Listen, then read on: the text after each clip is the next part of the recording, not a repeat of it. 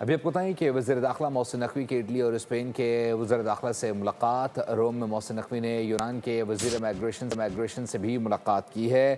چاروں وزراء کی غیر قانونی امیگریشن کی روک تھام کے لیے 4 ملکی کانفرنس میں شرکت ہے۔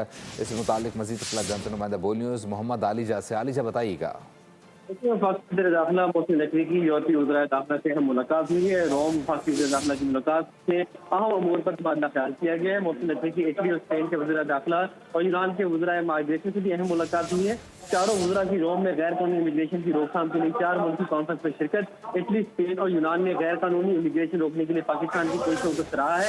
تینوں یورپی ممالک کا غیر قانونی امیگریشن میں 47% کمی پر پاکستان کو زبردست خراج تحسین۔ پاکستانی وزیر داخلہ کی لیگل پاس وے کے ذریعے غیر قانونی امیگریشن روکنے کی تجویز پر تینوں ممالک نے اتفاق بھی کیا ہے۔